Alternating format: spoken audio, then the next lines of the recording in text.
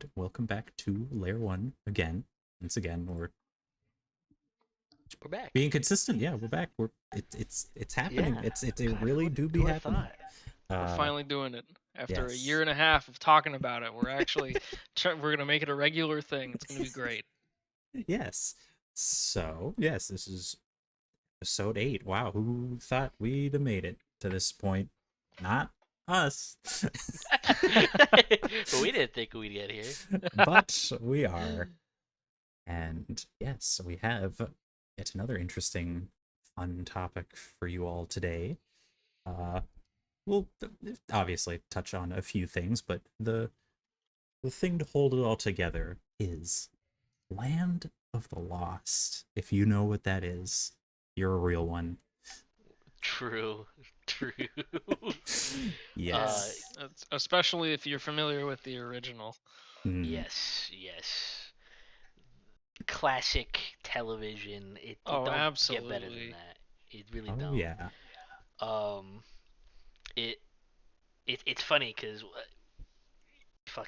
I'm a Zoomer, so I obviously the first thing I ever saw of Land of the Lost was the 2009 movie. Yes, same thing for me. Yep, same here. Yeah. So obviously never saw either of the the two television series. I wasn't alive then. Um, but that movie, it's funny because like the like fan base, the remaining fan base, like hates it. I understand why. Um, it I totally get it. It kind of like you get a vibe from it sometimes. Like going now that I've seen the original series, I'm like a lot of it is kind of it's weird because you can tell it was simultaneously made by people who actually like the original Land of the Lost, but then a lot of it was like clearly like making fun of it and like kind of Yeah, it was around that time too, where of course Will Ferrell, Danny McBride, and that sort of stuff. It had that like stoner comedy vibe to it of like like super bad and things like that. It had that like it was in that era of those kinds of comedies. yep. Pineapple Express. Yeah. Yes, yeah, a lot of like toilet humor and Yep. that sort of thing. Yes, exactly. With me being more on the millennial side of things than a Zoomer, I still to this day find the Will Ferrell Land of the Lost to be really, really funny. Oh yeah. That is because I am really, really stupid. I'm not saying it's good. It's not. It's terrible. No, it's but not... I'm dumb, so I love it. Exactly. I enjoy it. I understand why others don't, but it's like it's it's a good like it's good to just pop on when you're like bored and you're just like yeah. Very good something dumb brain to laugh at. off. Yeah. And it holds. It's special because it's the reason I even heard of Land of the Lost. So it at least got some Zoomers and millennials into the Land of the Lost. Mm-hmm. I remember it's funny because I was a kid, like a little kid when it came out. So I just was like, I just saw dinosaurs and that's all that I cared about. Yes. Oh man, yeah, no, it was the same thing here, and geez, I even remember it too because it was one of the many movies we went to Blockbuster and we rented it, and we did the lovely thing where Blockbuster would just let you buy that rental, like you just pay the difference, and it's like Hell so it was yeah. one of those. It went into her collection. It was like yeah, those were the days. Also, you two saying you were little kids in 2009 makes me feel like a dinosaur myself, but oh fuck. Because you are. Anyway, moving on.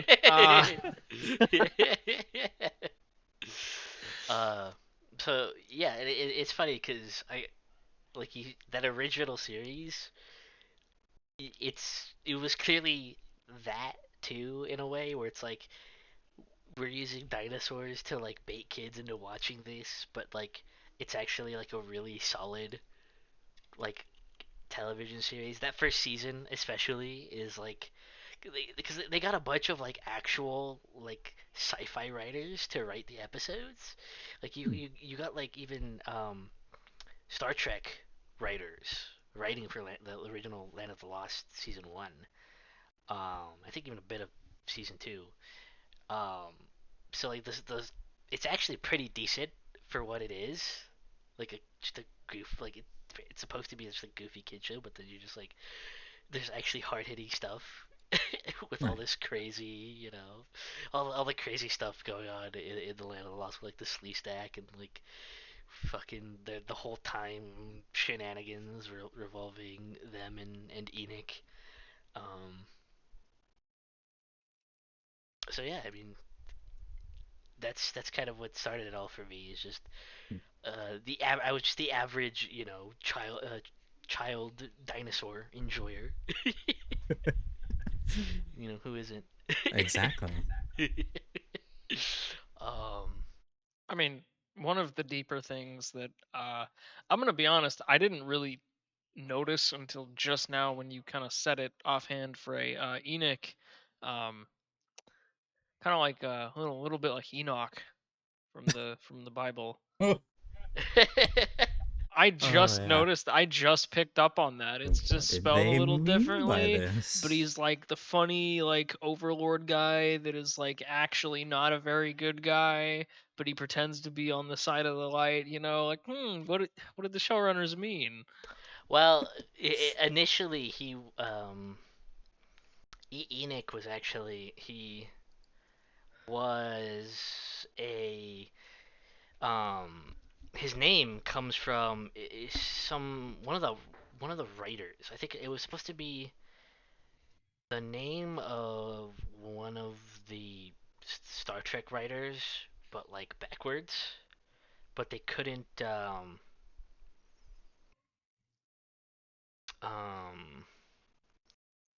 Oh, that's right. Yeah, yeah, yeah. It was supposed to be Enig first, but the network didn't allow them to do that, so they had to change the G to a K.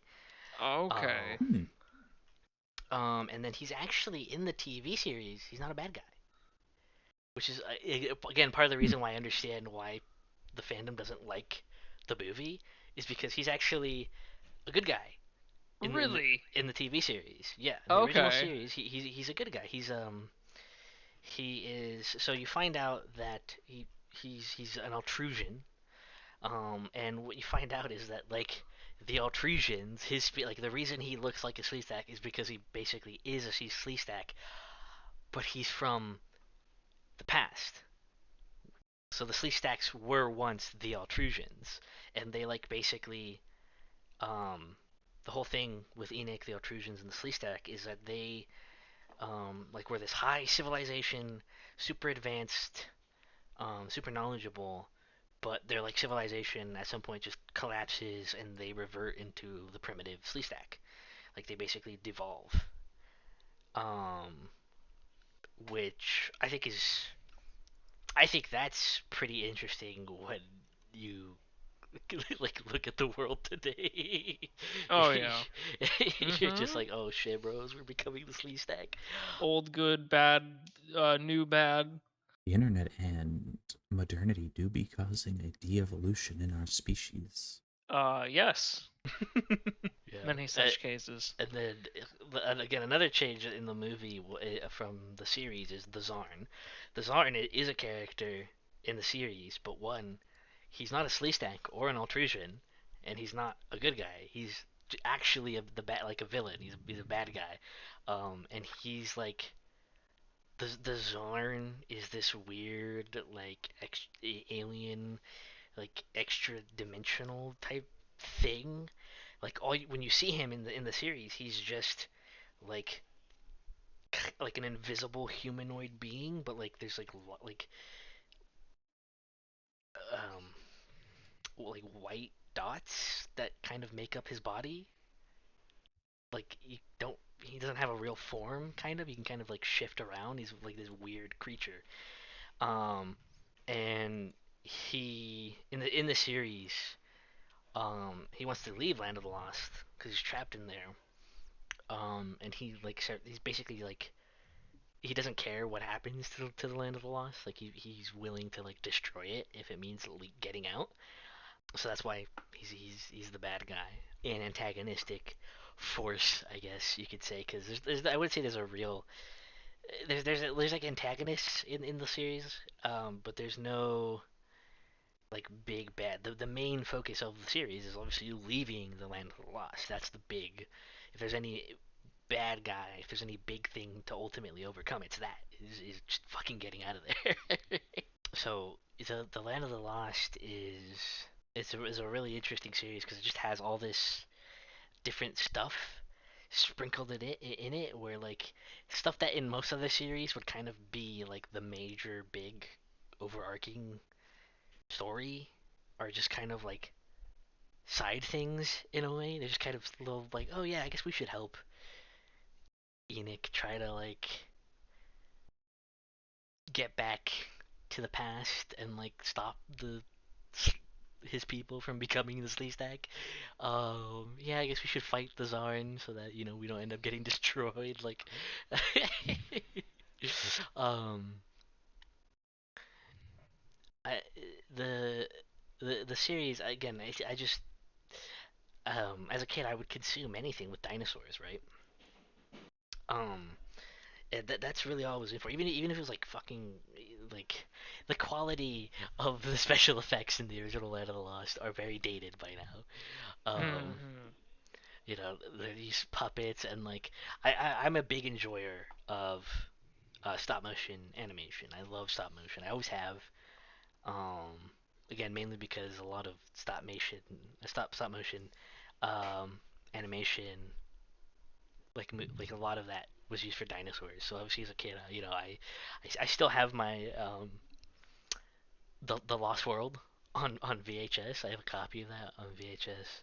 I have a bunch of other movies like Valley of Guanji, Million Years BC, like all those classic monster, like dinosaur movies, Ray Harryhausen stuff, and so that's what kind of got me into Land of the Lost. And it's not really like until very recently that I kind of realized something about it, which was that in like getting into like the more esoteric side of things, in a lot of ways, it was kind of ahead of the curve, I want to say, because the Land of the Lost is this like other dimension, this like pocket universe world, right?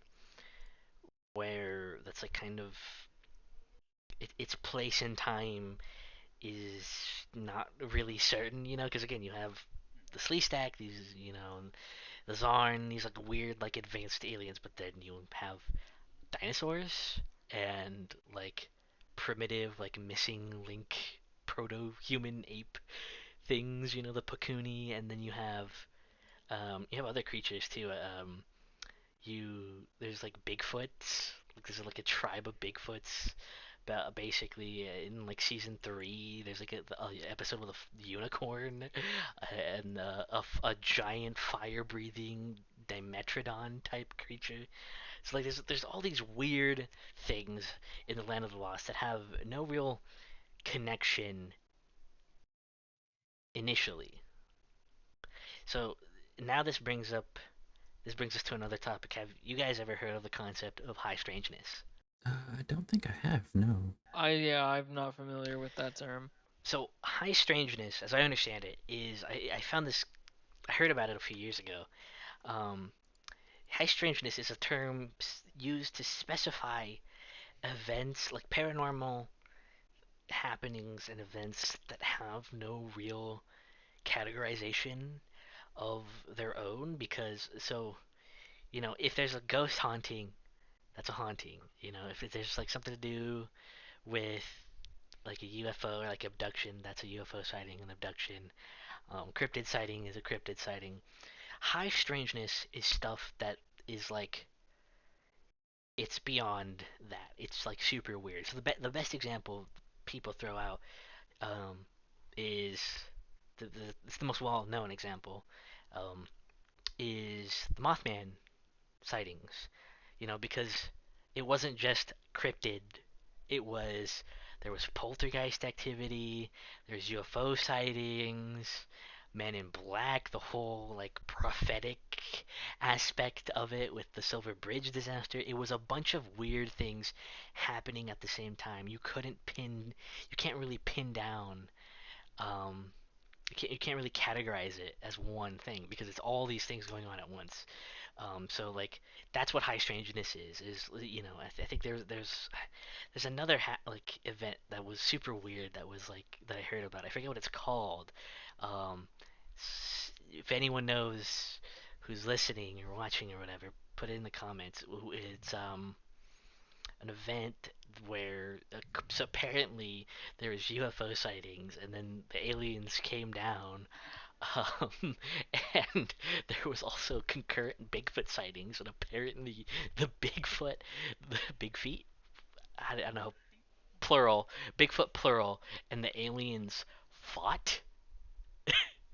The Sasquatch Martian War of 1973. Yeah, basically something like that. And it's like that's High Strangeness is where it's just like this is just too much. There's all this this it's more than just the usual categories. It's all this different stuff intermingling at once. That's what High Strangeness is, and that's what Land of the Lost is. It's High Kind of sounds like Strangeness. the world we currently live in. Moral of the story: we are in the Land of the Lost. Hmm. So one of the aspects of the movie that I actually really like that they added in is that because originally in the original series, it's the same kind of setup where they enter the land of the lost because of like they're on like a raft down a lake, and then an earthquake happens, and portal, a waterfall that sends them in. But in the originally they're like Marshall is like a park ranger, and so like they're in um, the rapids in like the Grand Canyon, I think is where canonically where they enter. In the movie, it's just like a shitty tourist trap. Yeah. Yeah, basically it's just this horribly run down, lazy river attraction in the middle of the desert, run by a hillbilly. Exactly, and I really like that. One, there's the part where movie Will mentions the legend of the Devil's Canyon Lizard Man, and it's clearly supposed to be like a slee stack that came into our world.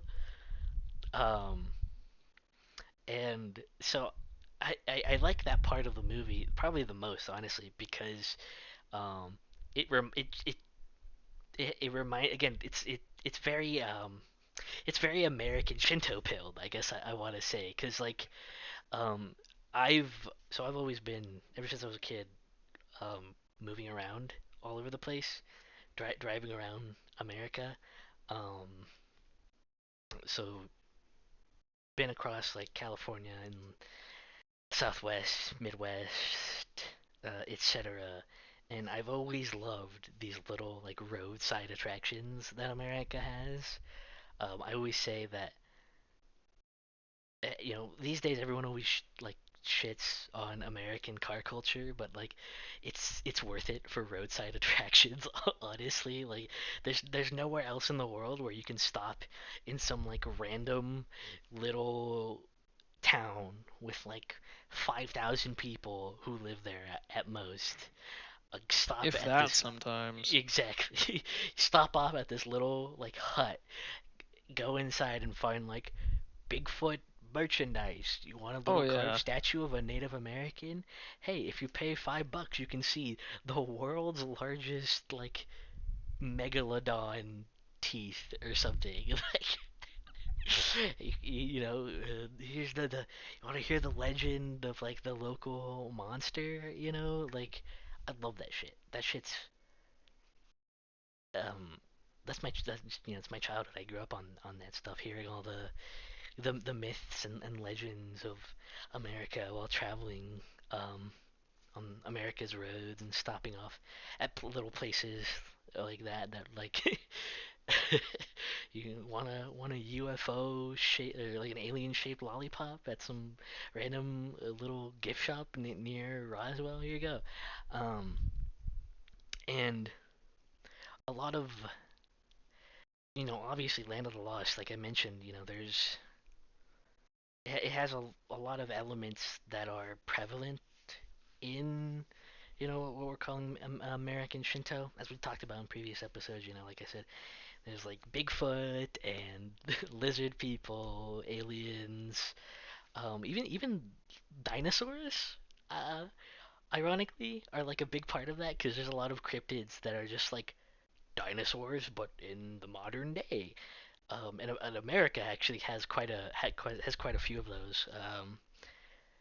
Like the Lone Pine Mountain Devil, which is basically like supposed to be a population of like micro raptors, basically, um, living in the mountains of California, or like the amount of if you go on Google or any search engine really, the amount of like times people have cited or said to have seen like velociraptors in like America, like near or in America's rivers, is like it's it's more than one, which is surprising enough. But like, it's a surprising amount. It's literally a whole like category of cryptid that's just American river dinos, and it's just like what?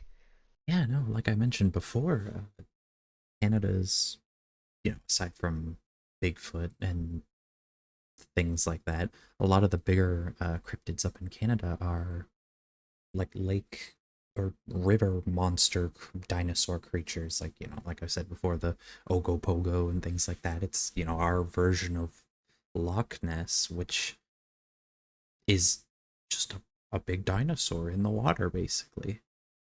Or all the we have a bunch of pterodactyl sightings too. Like people swear they see and there's even like like urban legends of like everyone knows the Civil War pterodactyl, like the image that goes around of like the Civil War soldiers who kill the pterodactyl somewhere in the South and like pose with its corpse. Is that like the Civil War equivalent of those like Afghanistan campaign U.S. Marines that killed a fucking like biblical Mm. giant in a Yeah, cave in Iraq? yeah. There's a lot of like wartime like that. My another good one that's That's crazy. World War II focused, the U-28 monster, where like I think it was, I forget who it was, if it was Americans or Germans who like shot like what are they called? Uh, the big one in Jurassic World, the big water one. What's it called again? Mega Um, Mosasaurus. Mosasaurus. Yeah, they like it. I have 1,000 hours in Ark Survival Evolved. I know too many dinosaur names. Um, Yeah, yeah. They basically like in World War II supposedly they were attacked by Mosasaurus and like shot it out of the water. Like they fucking torpedoed it. And I think there's even another one where a German U-boat surrendered to an Allied ship because again they swore they were attacked by some kind of mosasaur creature. Oh yeah, no, I know the one you're talking about. I just forgot the name of the event. But yes, God, you imagine like an enemy sub surrenders to you and it's just like, not gonna fight. There's a creature in the water that is trying to kill us, save us, like whatever. It's just insane. Yeah, yeah. It's just like there's a giant water dinosaur in the water. Oh, we surrender. Save us, please. It's just like what? So there's a lot of stories like that, and a lot of them involve like prehistoric type creatures. Surprisingly, obviously you have like yeah, you have giants like Nephilim in Afghanistan, or like wasn't it? There's a World War I story where like British soldiers were saved by like a literal angel, like. oh So my you get god. And thinking of American folklore, does this imply that Paul Bunyan was a Nephilim? a Yes. real yes. No, Paul Bunyan. Paul Bunyan Real. was not a Nephilim because he behaved with intelligence and like he was able to interact with society in a positive way. Paul Bunyan was one of the Watchers. We have to go deeper into this one. Paul Bunyan is Samyaza himself. Yeah, no, I guess if he's a watcher, that means he must have retired. He got tired of the a big old war in heaven and decided to come down to earth and just take it easy out in the woods and, just chop some trees for a living, become a lumberjack. Like that's a chill way out instead of dealing with the whole angel demon war for eternity. Nice. That's all. That's all a Watcher needs is an axe, some trees, and a giant blue ox. Yeah. Oh shit. That the blue ox kind of reminds me of fucking the cyborg character from Elder Scrolls. I can't remember his name. Pelinal Whitestrake, because he had a sentient ox as a companion too. Oh yeah. It's all connected. It's all related. Yeah. Oh man. But yeah, so yeah, America like has it all, lizard people, aliens, Bigfoot, dinosaurs even supposedly, roaming the American Southwest. And so that's all I think Land of the Lost kind of gathered kind of really tapped into that zeitgeist that's kind of always been there. I want to say, um, and kind of it did something really interesting and creative with it. Um, but I think, and this is where we get into the other thing that's kind of related to this. Have you guys ever heard of the Mauve Zone? Yes, that one I have heard of actually. I have not until you mentioned it earlier. So yeah, so the Mauve Zone, for anyone who doesn't know, it's a concept from the work of Kenneth Grant, who was a self-styled magician, and a Thalamite actually. He was a student of Aleister fucking Crowley. So Of course it's Crowley. Always goes back to him too. yeah, Naturally. and he was actually the guy who like first started saying like, oh, Lovecraft, like he wasn't just coming up with that shit. Like he was actually like tapping into something real. Like he was one of the first people to start like schizo posting about how like Lovecraft was talking about very real things. Like he like he had tapped into like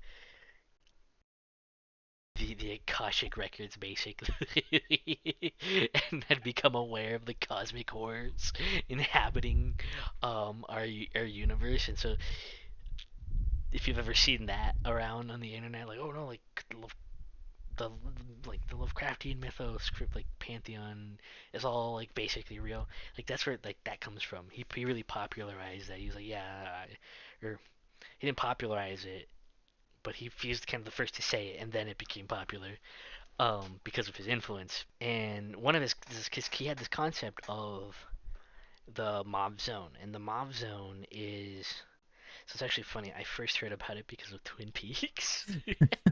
Of because course it's Twin because of Peaks. course, Naturally. right? Because of just of course. And so what the Mauve Zone is um it's it's basically the Black Law. um how I saw it described is that the because I haven't read any of Kenneth Grant's works. I probably should, but it's very daunting and kind of hard to come across. At least I haven't found a few PDFs here and there, but not many. Um, but so the Mob Zone is basically the realm of between reality and unreality. Um, another good comparison would be if you've seen Over the Garden Wall, The Unknown in Over the Garden Wall. It's this place where half real, the kind of the ideas um, of like I guess you could call it the subconscious psychic energy or whatever of people. That's where it resides. That's where like the ideas manifest. Um, and so Kenneth Grant, he was also one of the first people to kind of throw out there, theorize that the UFO phenomena wasn't a material, technological phenomena, but that it was actually a mystical one, and that UFOs come from the Mauve Zone, and in fact, um, basically all weird paranormal phenomena is a product of the Mauve Zone. You know, whether it be kind of spiritual, ghostly, poltergeist, cryptid, um, all of it. So that's why I wanted, High Strangeness, the Mauve Zone. In a way, the Mauve Zone is basically the land of the lost. It's where all the weird things reside, and they can, as the movie implies at least, they can also come, just as we can go there, they can come here. That's why basically the Mauve Zone is the source of High Strangeness. It is where all the weird things come from. It's again, as we've mentioned in other episodes, it's why you can't find any physical evidence of Bigfoot, because Bigfoot isn't a physical thing. It's this uh, phenomena that's from this realm of the half real, Hmm. from the kind of idea sphere of humanity. And um, I think if there's any like centerpiece to American Shinto, it's the idea of the Mauve Zone, because as we mentioned in prior episodes, if the kind of two big mottos of American Shinto are the truth is out there and I want to believe, then I think the Mauve Zone would be what that's talking about. That's where the truth lies. That's where the source of belief lies. As kind of funny and ironic as that would be if Kenneth Grant is right and it is this realm of the half real, the half not real, the half true, the half false, that's kind of funny. Um, but as so I heard about the concept of high strangeness just perusing the internet, and kind of the high strangeness as a term I saw kind of becoming more prevalent, because a lot of these cases um, they truly can't be explained. Like a lot of other paranormal phenomena in isolation, for the most part, Bigfoot could just be a big monkey that, has never been scientifically documented. UFOs and alien abductions, well, that's just physical extraterrestrial beings from another planet with super advanced technology coming to our planet to just fuck with us, I guess. Ghosts are just, the resonant electrical energy of the dead or whatever, and they remain a presence here. There's ways to explain that phenomena in themselves, but then you look at the cases of high strangeness, where there's these other aspects that kind of make that whole house of cards fall apart, Right.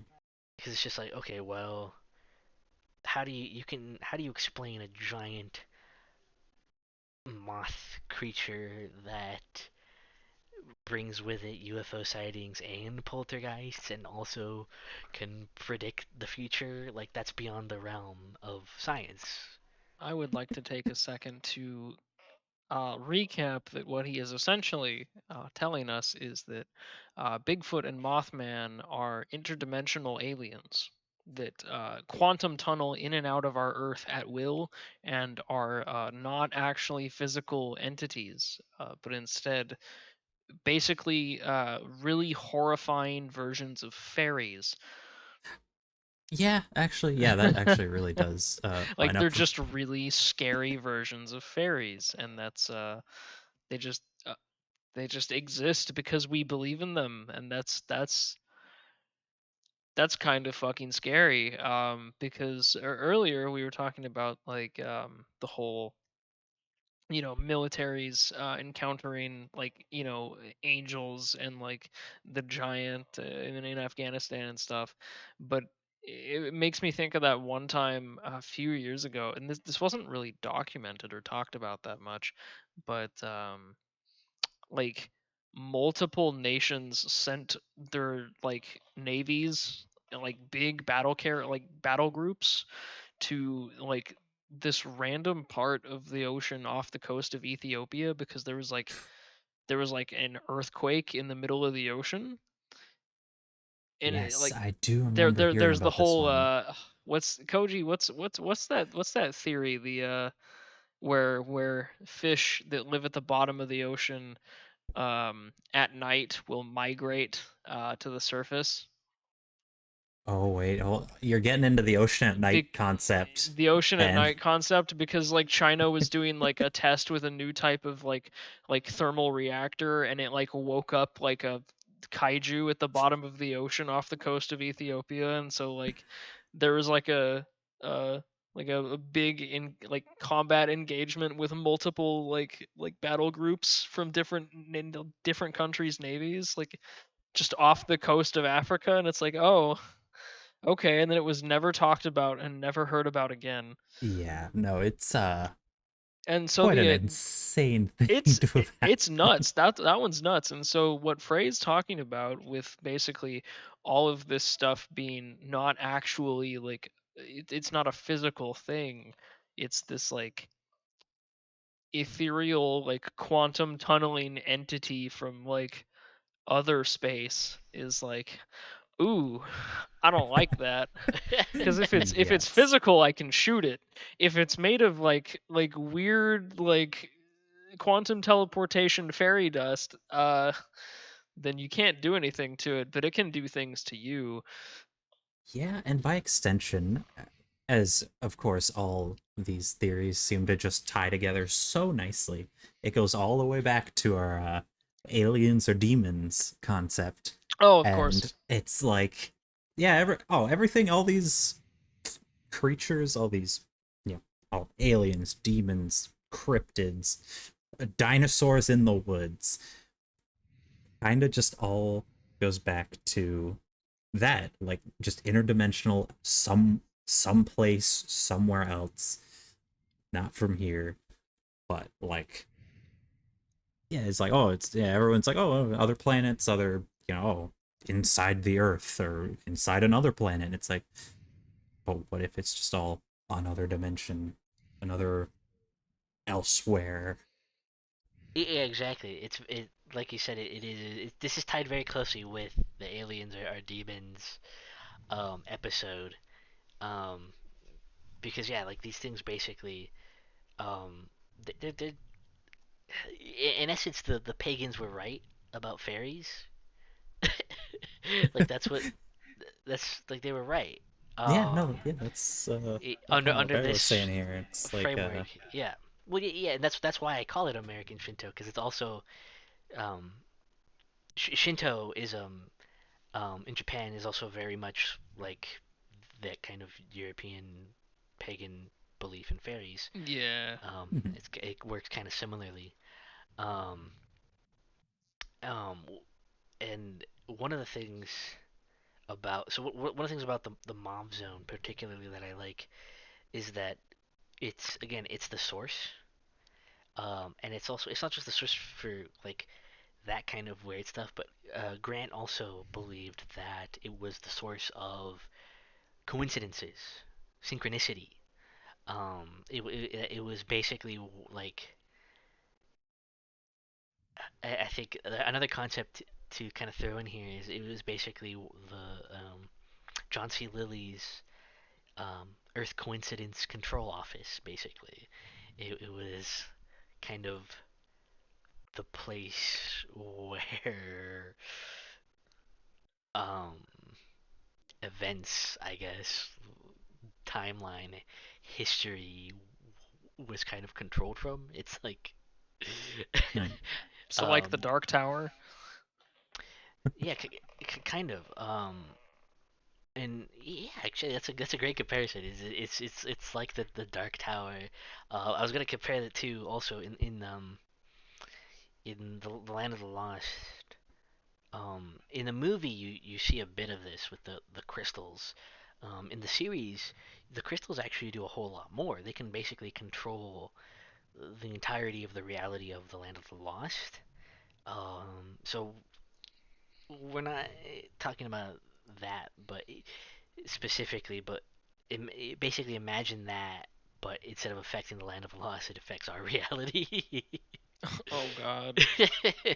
And um, so the the kind of that yeah exactly. So it's kind of like the control center of the universe in a way, particularly specifically like the metaphysical, I guess we'll say.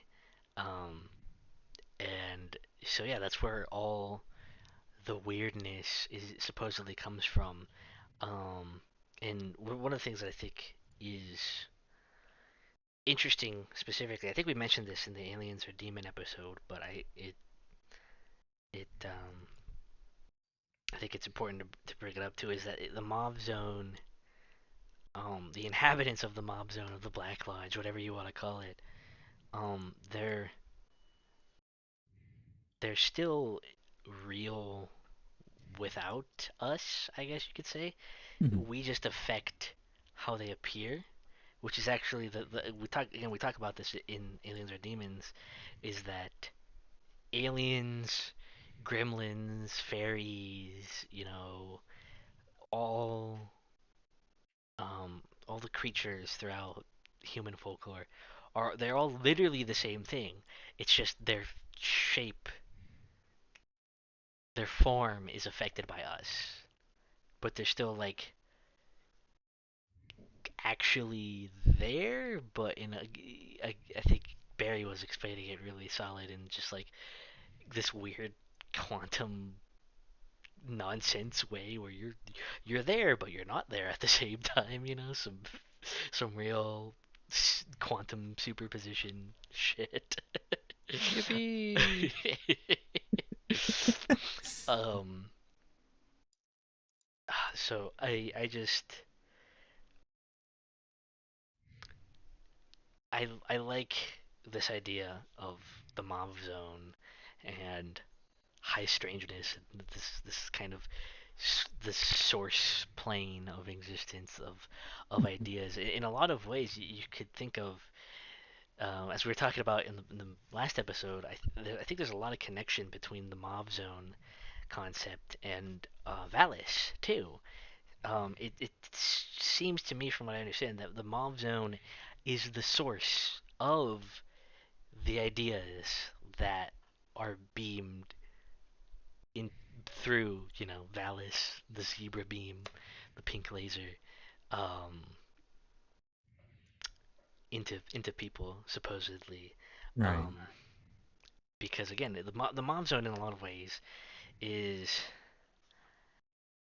kind of like the Akashic records in a sense in that way, but it's just also more than that.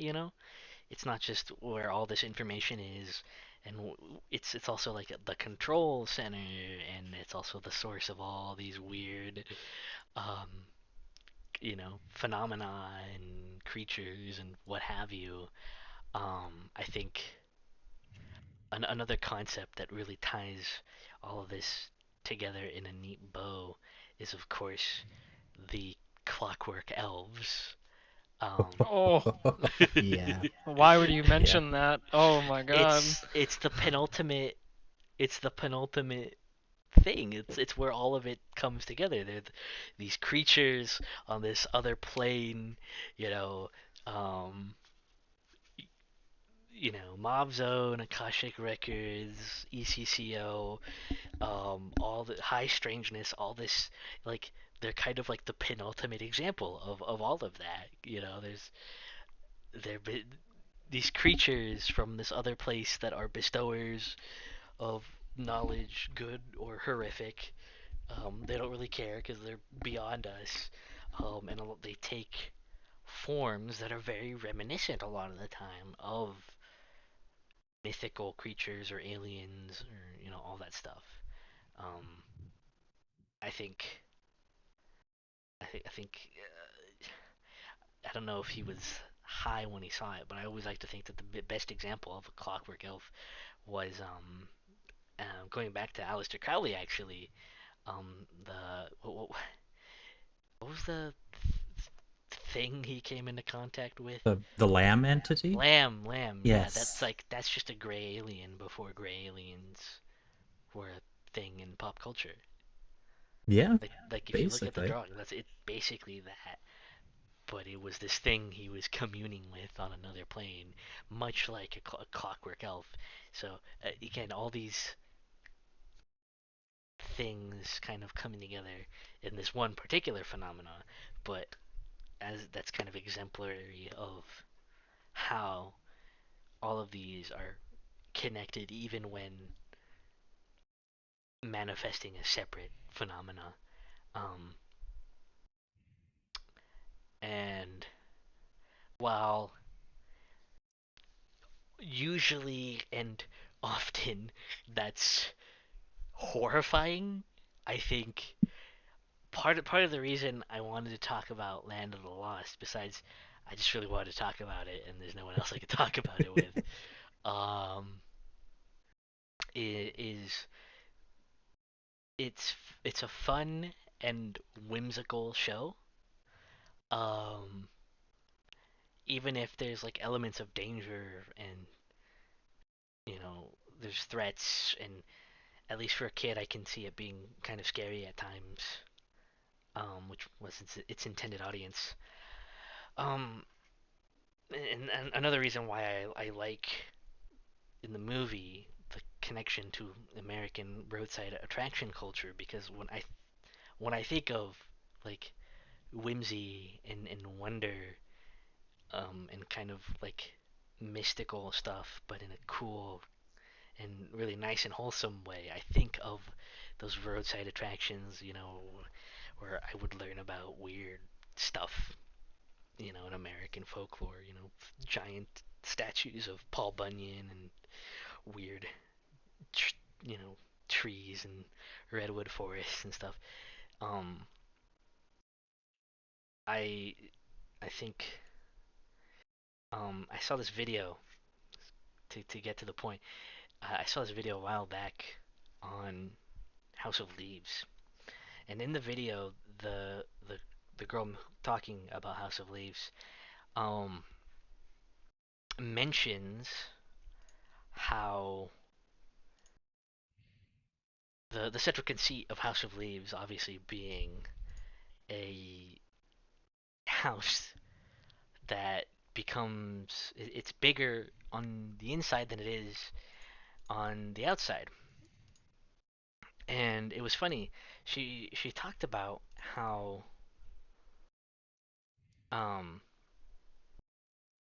when she mentioned that, when she like explained it in that most simple way, her friends who she was explaining it to basically said, "Oh, so it's like the TARDIS from Doctor Who," but she had never even thought of that, even though it kind of seems obvious when you explain it that Yeah. simply, because you read House of Leaves and it's a horror novel. It's this Oh yeah. horrifying thing.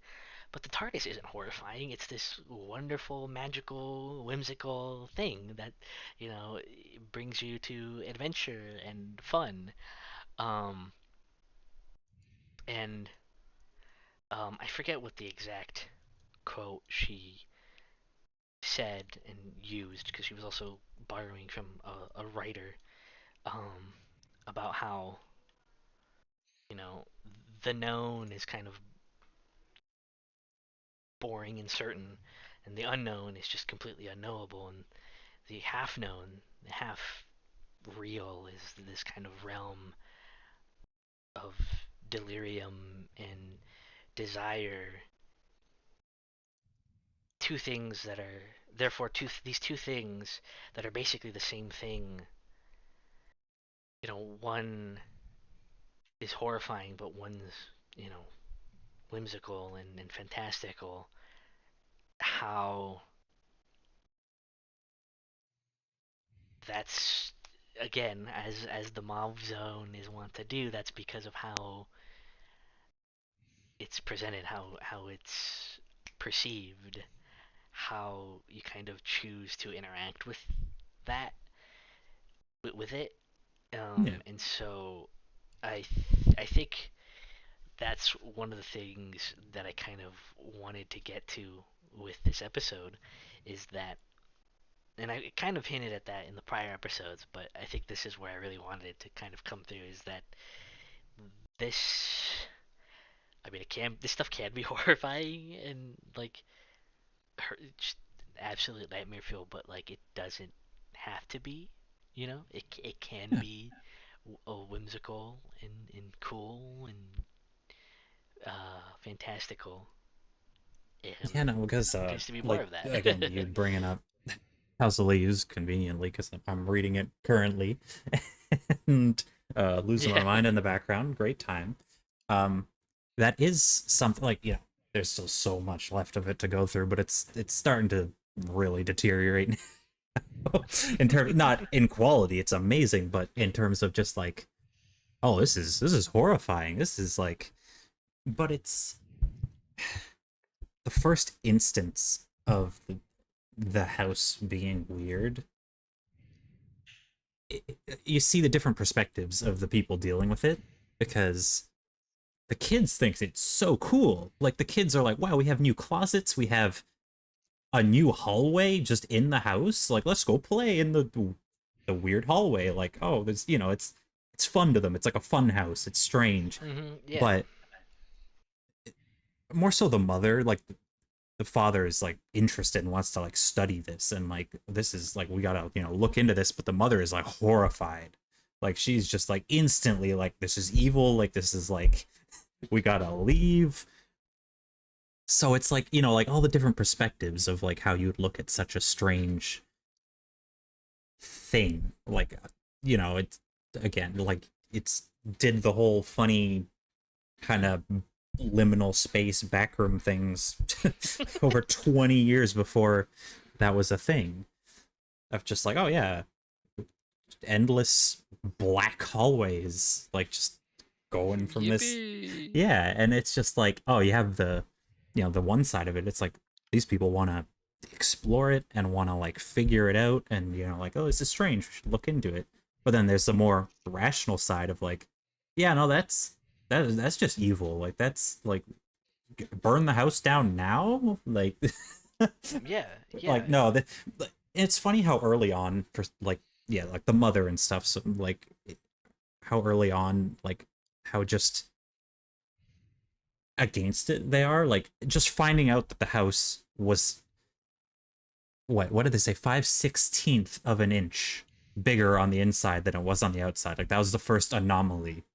She was already like, nope, nope, I'm nope, not gonna think about that. Get that, like stop it. Like that's not it's not something to worry about. So yeah, no, it is like depending on the perspective, which I guess and fearfully with all the not saying that, oh yeah, if we ever encounter this stuff in real life, but like Well. ourselves, we'll see how that goes. But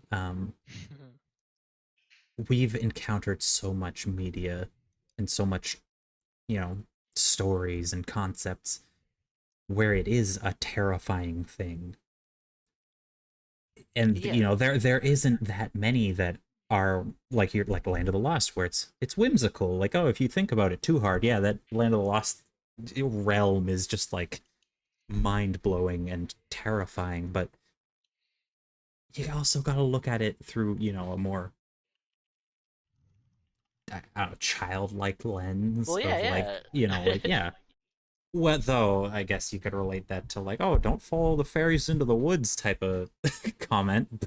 It's like, oh yeah, but like you don't have to entirely perceive all these things as negative and evil. It's a strange predicament or paradox, I guess, of like, oh, the more stuff you, because again, it'll slip a little into that tulpa concept, but like the more that you consume like the negative ideas about that, the more it'll shape into that, basically. No, exactly. It's like it's kind of one of those things where I don't I still to this day don't know if it's true or not, but I know there's been a theory in the Twin Peaks fandom that the Black Lodge and the White Lodge are actually technically like the same space, but again, it depends on you. It depends on how you as a person or how you like that's what affects what version you see where you end up, the Black Lodge or the White Lodge, even though it kind of technically takes place in the same realm. Um, and I think I found the quote I was talking about. By the way, it's by a writer known as his name is Juan Jose Sire. Um, the unknown is an abstraction, the known a desert. But what is half known, half seen, is the perfect breeding ground for desire and hallucination. And I think that is it it reminds me of of another iconic line from House of Leaves actually. I don't know if you've gotten to that part, Koji, but it's not really a spoiler. Yeah. It's he's talking about the etymology of the word read. Um, and in so he's talking about how to read comes from the Latin rere, to calculate, um,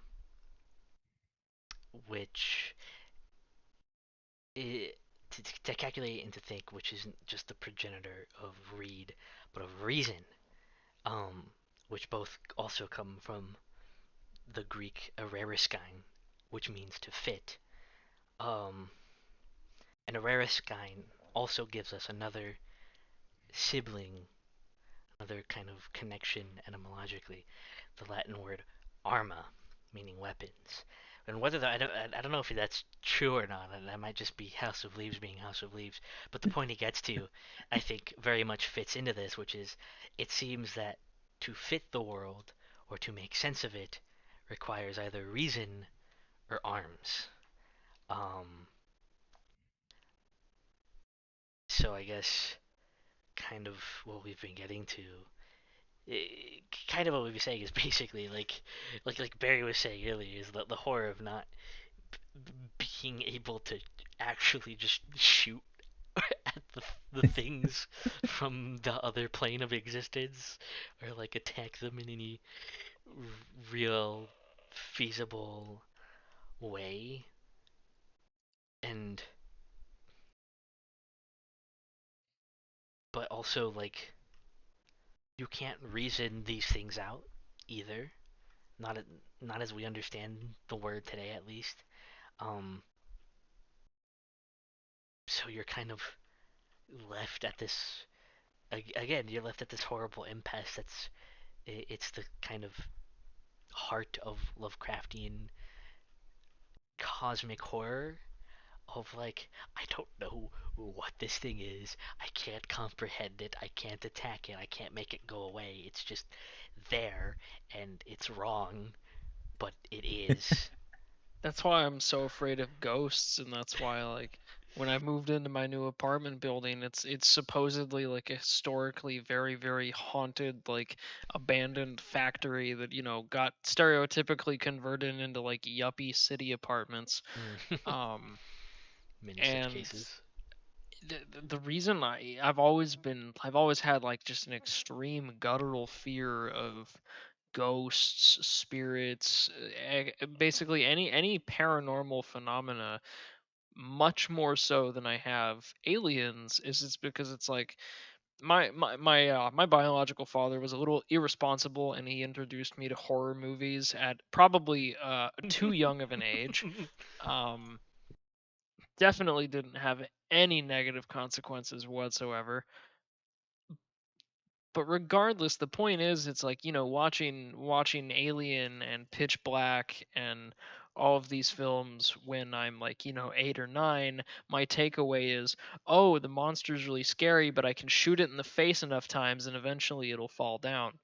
Whereas, when you see like The Conjuring or The Omen when you're 9 or 10, you go, oh fuck, oh god, oh god, oh shit, the devil's gonna kill me in my sleep. And there's nothing I can do about it. And it's like, That's actually an it's like one interesting of them is thing. so Yeah, much worse than the other.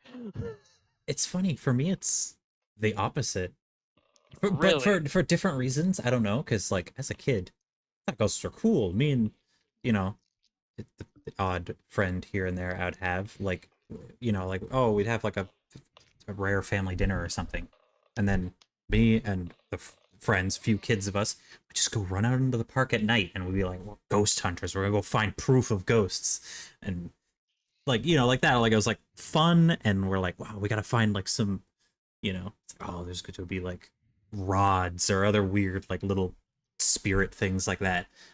But then I think of aliens, and I'm just like, no, I think ET like broke me as a child and made me terrified of like all Yeah. aliens. Yeah, no, I was terrified of Well, ET as a little kid, like, and that made me just hate grays for the rest of my life. And so the fourth kind further ooh, hammering yeah, that I was in. I was gonna mention that I had a traumatic experience with the fourth kind when I was a child. Fuck that movie. Um, but that's the thing, is it's like xenomorphs and like the predator and stuff like that. Those aren't the aliens that I'm like, okay, you can shoot that one enough times that it'll eventually fall down. F- Gray aliens? Nah, never. Not once. Yeah, I don't I I don't mess don't. with I don't mess with grays. Yeah, Those I'd aren't rather not aliens. get Those are Sumerian demons. Those yeah, I are don't those want to are get not like aliens. fire in the sky. Yeah. Yeah, Fire in the Sky and the fourth kind like messed me up so bad as a child. See, it's funny. I think I've I was as a kid I was terrified of it all, and I think that's because I think even as a kid, part of me kind of understood everything we're talking about now. Mhm. And that probably it's probably because my family very superstitious, very Catholic indigenous people, so it's like you get all there's always been a metaphysical aspect to these things. Um, and also the first horror experience I ever had was I stumbled upon my parents watching the 90s It miniseries. Um, so like ever since then, I've had the idea of a monster that's like beyond, like there's like physical aspect, yeah, but it's like beyond that too. It's like Lovecraftian horror. Obviously, I didn't know the terms as a kid then, but there I became aware of that at a very young age, and I also became terrified of clowns. Oddly, Fair not a enough. thing I've been afraid of for some reason. I I have like I weird little marionette clowns and I don't picture think it's frames and things, and I was just like, yeah, it's whatever. But yeah, no, I it was. was both it, but I think it also I just have an innate like uncanny valley like hatred. Ah, yes. Yeah, that's um, Yeah. reasonable. I'm that way with like anything like that. Like I'm the kind of kid. I was the kind of kid who like was terrified of like the costumed mascots. You know, like if I ever went to Chuck E. Cheese and Chucky himself came out, I'd hide in the like tube tunnels, I like the mean, slides I and was shit. afraid of them too, but that's mostly because my parents told me they were all rapists. Oh, that's That'll do it. great. Yeah, that'll do it. That'll Yeah. do it. No, I was just innately terrified of them. I don't like anything that's like that's clearly a living thing, but it's not. It's like clearly a living sentient being, but it's not human. Or at least it doesn't look I Yeah, like mean, a that's human. that's a my very, very primal fear in all of us, I Oh think. yeah, it just varies, I guess, at what that fear gets directed to. Like for me, it's like, yeah, I was fine at that, but no, I remembered the other thing that added to the vision, like that fear of grays, I guess, that generic like archetype. Yeah, E.T. That was the first one. Seeing The Fly when I was like 10, the Jeff Ooh, Goldblum The Fly, I was yeah. fine for the most part. Like, yeah, this is really gross, but it wasn't until that final like teleport that he did that turned him into the Fly, the giant eyes, and he was just dripping full Cronenberg. That I left, like I had to, like I ran downstairs. I was like that broke me as a kid. It's just like that seared into my brain. The big old black eyes, just gross shape, but still kind of humanoid, and I was just like, there it is.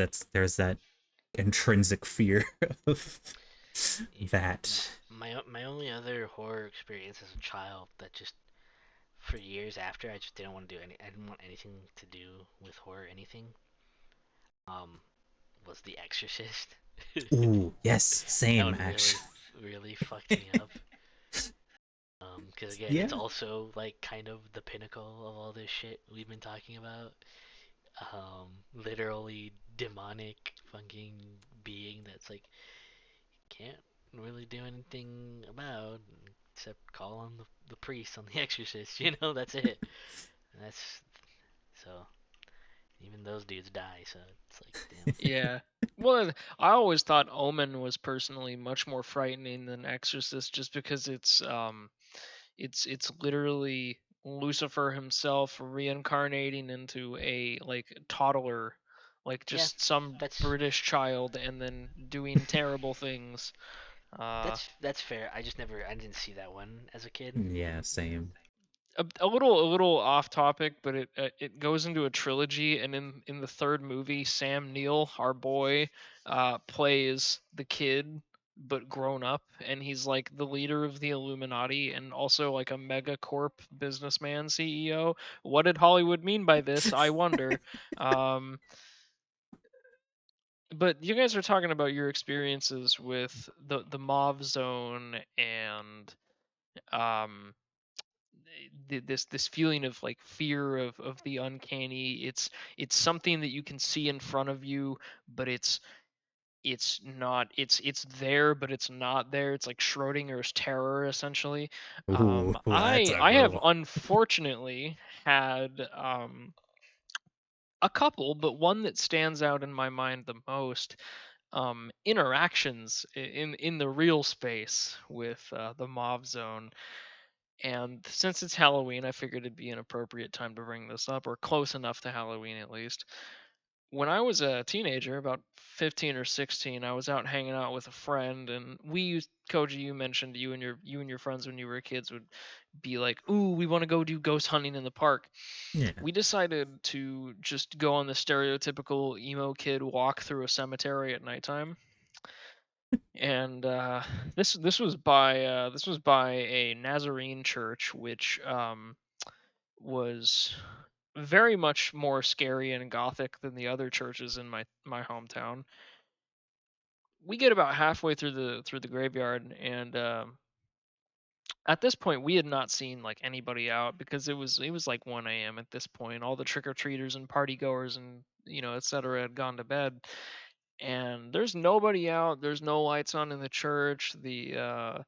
The cemetery, like the gravekeeper shack, the lights were off. There was nobody around.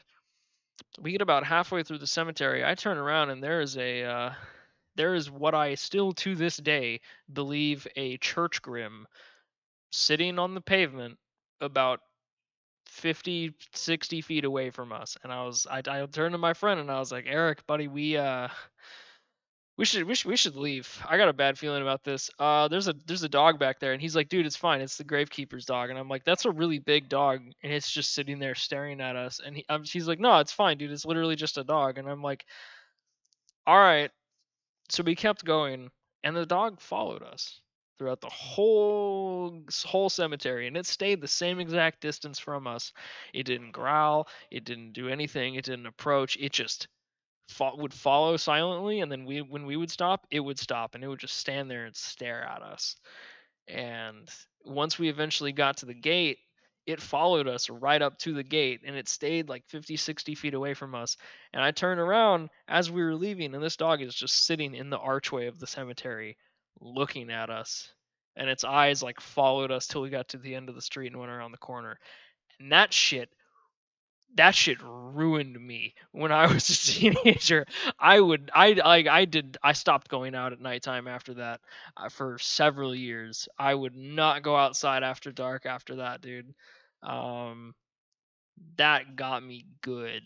Uh, and I think I had an encounter with a church grim, and that's one of those things that's like, it's like a Mauve Zone entity, but it's super heavily entrenched in like kind of Germanic Christian uh, lore, essentially, Yeah. because it's like a spirit that guards the dead. But you know, whether benevolent or not, encountering things like that in the real space is just it kind of changes you. Fray, what was that concept you talked about last episode? Not Mind Palace. That's that thing I enter on a regular basis. Oh, Chapel Perilous? Chapel Perilous, yeah. That was a Chapel Perilous moment for me, where it's like I have to come to terms with this thing that defies uh you know everything I've been taught, essentially. And it's either literally just a really well-trained dog, or it's an interdimensional spirit that's protecting the souls of the dead. Um Yeah. Yeah. And while I do usually believe in Occam's razor, it was behaving very strangely, even for a well-trained dog. And Well, it's one of those things that makes you question the world around you. yeah. Well, again, that's exactly. You're right. It's exactly a Chapel Perilous moment where, like we mentioned last episode, it doesn't, and kind of the episode before that too. Um, it doesn't, like, the reality of the situation doesn't really matter whether it was just a dog or some creature from beyond comprehension. What matters was the effect it had on you. Yeah. That's a pure Chapel Perilous moment where it's just like, this could have been something completely mundane, or it could have been something extraordinary. But either way, the effect it had was still extraordinary, good or bad. It still was, more than mundane. Um, so therefore, it's, yeah, yeah. That's why I like talking about this stuff, because again, it's like, I think that's kind of at the core of American Shinto too, and that's why I brought it up in the last episode. Is because whether you believe in it or not, it's still something in human culture, still something that, like, you have to acknowledge and kind of contend with, because there's, like, even if you don't believe in Mothman, or you know velociraptors in the desert or whatever, like, that's still something enough people swear exists and happens, whatever, that it has an effect on reality, whether it's real or not. I think the best example of this, of course, especially recently, is the UFO phenomena. Whatever those things are, like, real or not, they're things that, like, the highest level of, like, the American government are talking about and are, like, reacting to. That matters. Yeah. Yeah. Like when a when like a top Pentagon member is, schizopunk pilled and is saying, yeah, aliens, they're demons, like, that matters. Real or not, like, it matters because of who's saying that, because of the Yep. effects that may have. Um, so, yeah.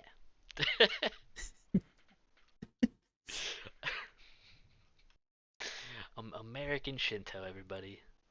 Yeah. Coming, You coming will soon to your you life. will lose your mind studying it. It's Well, and actually, now I think about it, as I said earlier, in a way, we're already kind of living in the land of the lost. We're already, in this world where, people at least claim to see all these weird things, and, no one is sure what's real or fake anymore, and everything is just weird and incomprehensible and happening all the time.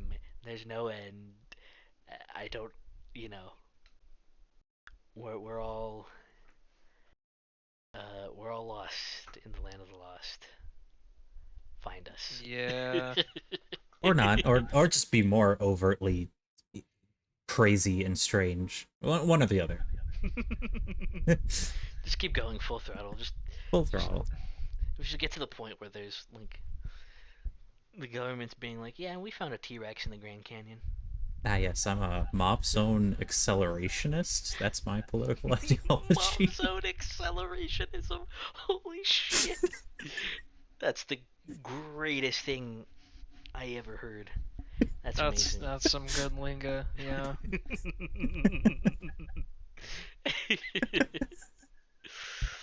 Oh, man said, I want to merge reality and the wired fully now. Yes. Absolutely. So far to the point of it becomes mundane again.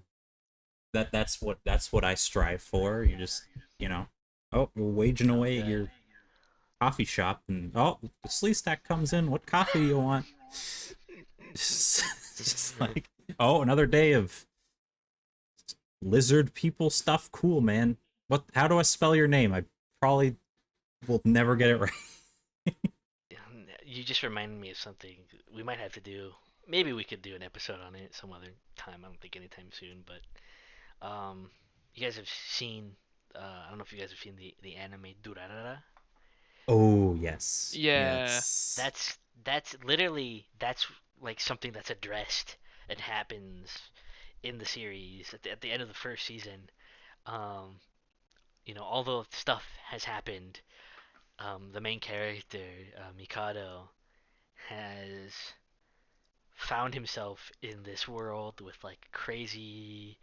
He's gone from, like, being, like, just a rural nobody who had lived a boring, mundane life to suddenly being swept up in gang wars and corporate espionage and human experimentation, and there's a guy who's abnormally strong and can throw, like, cars at people, and oh, there's a Doulahan who Yeah. I was gonna mention Celti, literal Doulahan. a little Doulahan, and then there's, like, a cursed blade that can possess people and make more possessed blades, and it gets really weird, but it's like the show is ostensibly slice of life.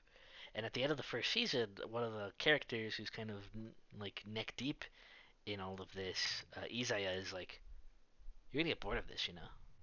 Like, you're gonna, like, this is always gonna be completely mundane to you. Like, you're gonna stop being excited. Life's gonna stop being, like, this cool, charming thing that you really enjoy. That's so much. It's gonna feel like back when you were just in your hometown, and you're gonna keep chasing that high. You're gonna keep wanting things to get stranger and weirder and more thrilling and dangerous, and you better be careful because it could destroy you. You bring that up, and it just makes me think of what our friend group does a lot. How we will post these happenings in various social media places and be actively cheering on the potentiality of like global nuclear Armageddon, just because playing Fallout in real life would be something even moderately different and mentally stimulating compared to sitting in traffic for the 800th day in a row. um Yeah, Yeah. no, that's pretty that's accurate. just what it makes me think of. Is it's like you want it to accelerate, you want it to be scarier, you want it to be more intense because you're bored, and then you get bored with the scary and intense, so you want it to be more, and I think that's kind of like a Occam's razor explanation of why, like, billionaires are always like satanic freakazoid, like word I'm not going to say on YouTube because this video will get removed if I do it. um yeah, the funny island people is because the Occam's razor explanation is not because there's like demonic entities involved and all this, like funny uh black geometrical shape involved. But it's actually just because they get bored of doing normal things, and so they get weirder and weirder and weirder until they reach the zenith of weird. Um, Well, yeah, I think I expressed basically that sentiment in a one of our previous episodes. I think I'm pretty sure. I don't know. I might be off my rocker, but yeah, yeah. Like I think a lot. I mean, a lot of the time, I just people when it comes to like conspiracy culture, a lot of people accuse the elites, the people in power, of being like conniving, like Satanist, which I mean they are, in but in league with like interdimensional psychic vampires or some shit. Um, and I think they are conniving, and I think on some level they might actually be, yeah, in contact with these things. But I don't think I think a lot of the stuff, again, like when you see like the fucking Bohemian Grove like ceremonies and stuff, when you see some of the stuff that's been like leaked of like what the fucking like the weird blood, um oh, what was it called? There's been a few things of like these people being doing like, these weird shit, right? And I genuinely think because so many of these people are like atheists. They're completely beyond atheists. They're nihilists. I don't think they really believe in anything. So I don't think at least most of them don't really believe in any of this stuff. I think, yeah, like I think a lot of them are just doing it because one, it pisses off you know the the people they don't like. It pisses off those dirty, poor hillbilly Christians that they don't like. But I think also because they're just bored. Like when you have it all, what else is there to do but like weird rituals in the woods and you know art exhibitions where you pay someone to do a weird blood ritual thing. Like you just there's a point where all that power and money and influence like just fucking drives you insane out of boredom, I think. Yeah, which it's like the worst outcome of a lot of what we talked about, though, because clearly they're also suffering from the same thing that so many people are now of like they want there to be more out there than this, like Yeah. even regardless of your wealth and power and status, everyone everywhere seems to be bored of Yeah. whatever situation they're in.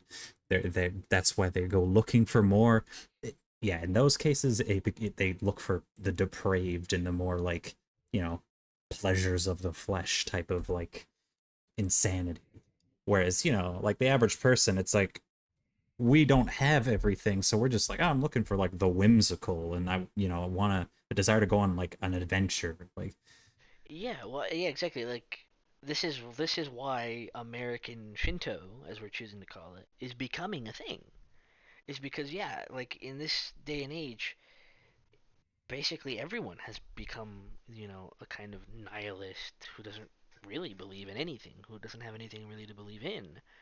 And so, you know, this is you know, this American Shinto cryptid, UFO, ghost, conspiracy, all this stuff. Like I think for a lot of people, it kind of becomes it's the only thing really to turn to. It's the only thing where there is that sense of whimsy and mystery, and like maybe there's something more than just sitting at your computer or on your phone, or just being caught in traffic, being at a job all day that you hate, barely having enough money to pay the bills and rent, and like I think a lot of people would, I think it's a fairly fair and common sentiment that like maybe I would feel better if there was something more out there, if there was a Mothman, if there was aliens, if there was this crazy conspiracy for me to unravel. Um, and so again, true or not, real or not, the effect of this malaise and where it's leading people to matters. That's what really matters, I think, and we're seeing more of that. I think as the years go on, and that's really interesting. That's really fascinating, and I guess we'll see where things go. To put a bit of a doomer mindset on that, um, the for me personally, the yearning to believe, the yearning to learn uh, what's out there, etc., etc., is kind of like double-sided, because you've got these like hallmark pseudo nihilists out there that are like ooga booga, the universe big, scary, and uncaring, humanity is a small speck, you don't matter, etc., etc. And then you obviously you have the truth is out there side. And for me, I I had a militant atheist nihilism funny phase in high school. I think most people that are skeptical of the world around them kind of go through that phase at some point in time, varying in length. But if if the truth is out there, and people are like, oh well, if big intergalactic civilizations and like extra dimensional entities and like Bigfoot and Agartha and Hollow Earth, if Nazis on the moon and in Antarctica, if that's real, doesn't that make you feel small and pathetic? And I say no. Being in a mundane universe where humanity is all there is, and 21st century Western living is the status quo, that makes me feel smaller and more miserable than anything, because I'm already at the bottom of that ladder. I'm at the bottom of the only ladder. If there's more shit out there, there's more ladders. That's the way I look at it. I know that like kind of is like a wow, that got kind of really sad all of a No, sudden, but yeah, but it's um understandable. yeah. yeah, that's the way I kind of cope with it No, yeah, is. and I think again, I think in a way, increasingly everyone's kind of becoming a Mauve Zone accelerationist Oh, be, absolutely. because of that. I know we've talked about this before, the kind of like schizophrenizing of society and the balkanization of reality. Um,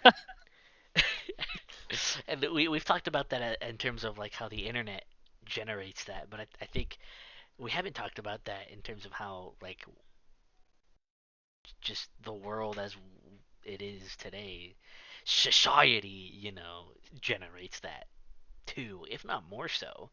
I think maybe it could be said the internet is just an accelerator, but you know, like yeah, like for a while, you've had this like nihilistic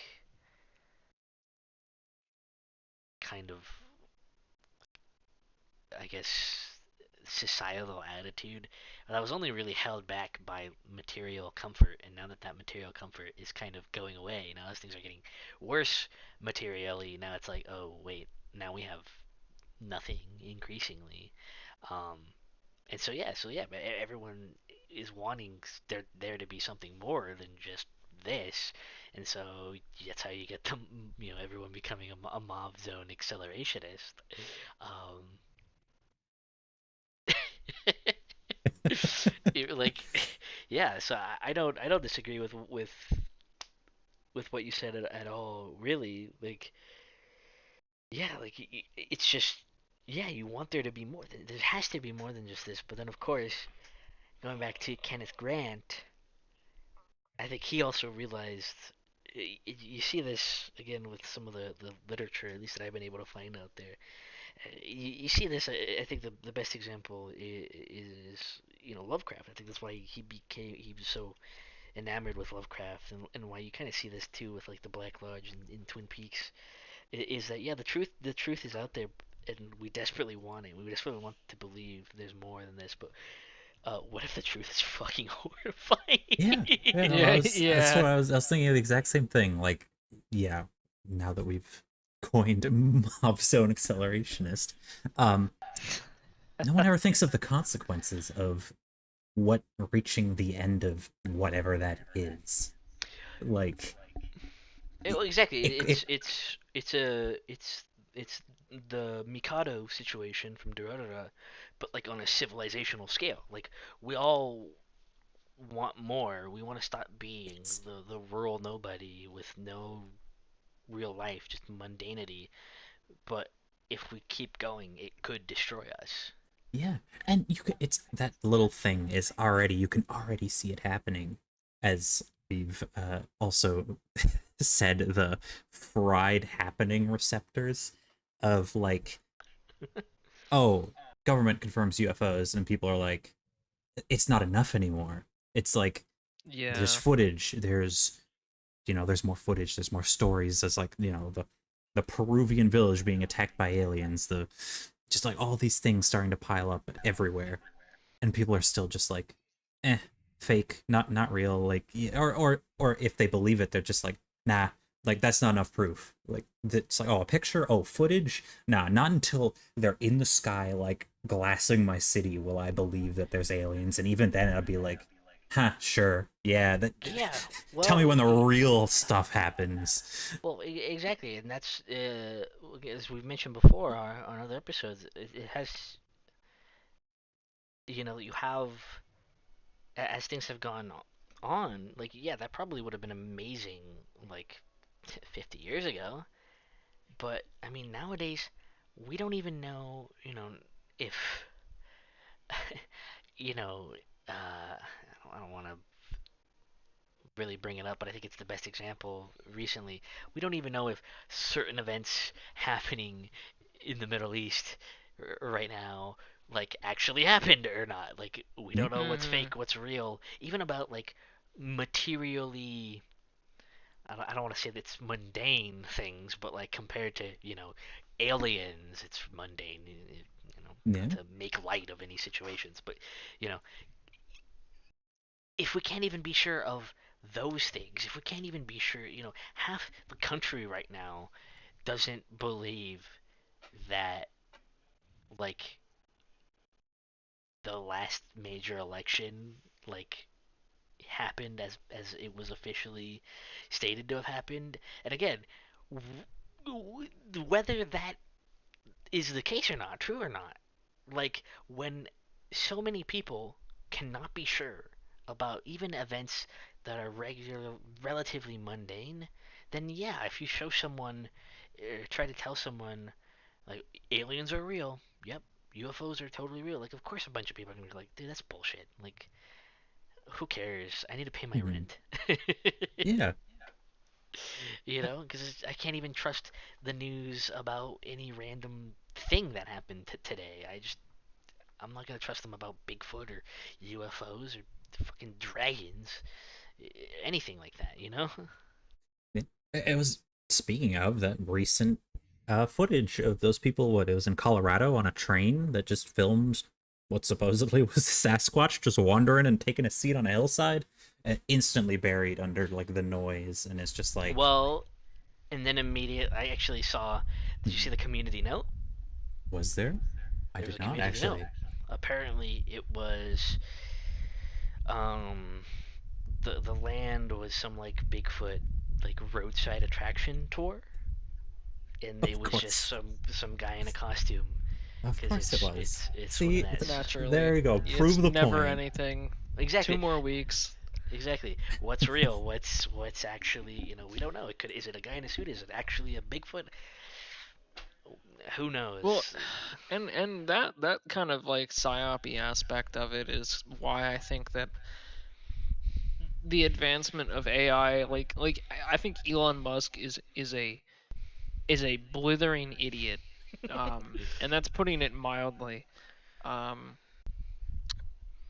But but the one correct decision that both him and Andrew Yang have both kind of, and it's interesting too because Musk and Yang are on very very diametrically opposite sides of the political spectrum, but both of them for the same reason have been like, hey guys, maybe we dial it back a few notches on the whole advancing AI as quickly as possible thing, huh? Maybe we're not ready for this quite just yet, because it's ruining media in terms of like, these little bleeps and bloops you trust for information, you can't listen to them anymore from Disco Elysium type thing, like well, yeah. Yeah. it's Again, not to. I don't want to get. I don't want to risk it, but getting nuked by YouTube. But an image was circulating a while back of a war atrocity, and uh, the main argument around it wasn't the war atrocity. Was it even real? whether or Like, not it's AI, yeah. yeah, yeah. The people and I still I don't know. There's I saw a lot of people saying it was AI generated, and I saw a lot of people saying it was real.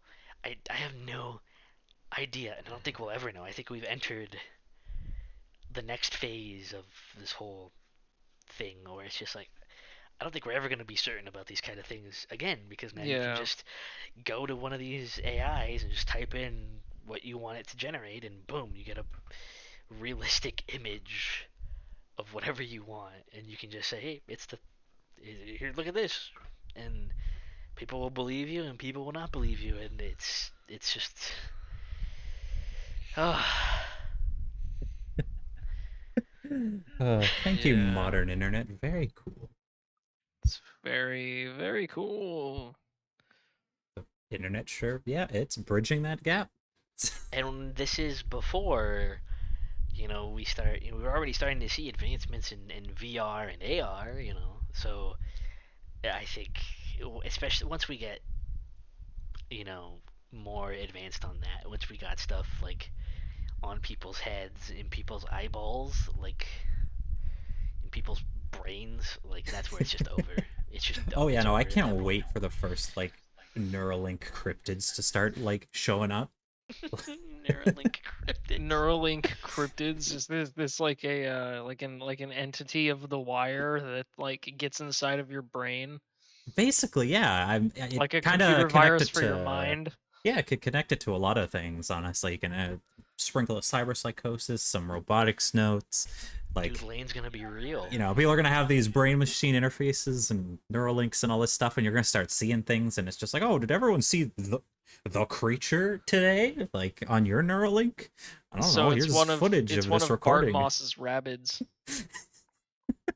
It's just one of Bart Moss's rabbits, Ah, dude. It's yes. it's Oh one of yeah, the when the demons. the Neuralink cryptid can start harming people, then we're ooh. Yep. Did you guys see Lane of the Wired? Taking over military satellites and like sea mines. Can't wait. Yep. It's We got literally- so off topic from Land of the Lost. Wow. But I mean, hey, we're still talking about the Mauve Zone and Yeah. the strange blending of realities.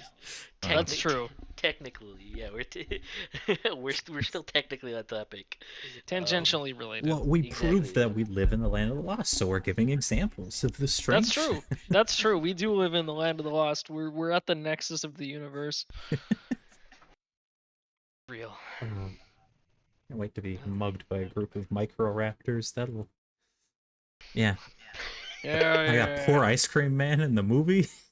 This man just gets teleported to a interdimensional desert and then just gets shredded by microraptors. It's like, he's having a great time. Oh yeah. It happens. I just if anything, the Will Ferrell movie made me like just want to do DMT in the desert because of that one scene where they like find the giant crab and boil its Yes. arm. Yes, the funny Yeah. Land of the Lost coconut milk that Yep. makes you just ascend. If you boys are satisfied, I'm satisfied. Yeah. Yeah, I think I've said everything I wanted to say. We're just. That's the secret of this episode. We were in the Land of the Lost the whole time. Yeah. Yeah. Hopefully we can make it out, Hopefully. or not, or maybe we'll just go full Mauve Zone Accelerationist. Yeah. Which way, Western man? The Chapel Perilous is not a place in your mind. It's the world you live in today. Ooh, that's. That's Yeah, too I think real. that's where we're. I think that's where we're gonna leave off. Yeah, that's good enough. Leave you with that little Societal mental wide Chapel brain Perilous. worm. Good night, everybody. Until next Yes. time. Peace out. This has been Layer 1. Goodbye.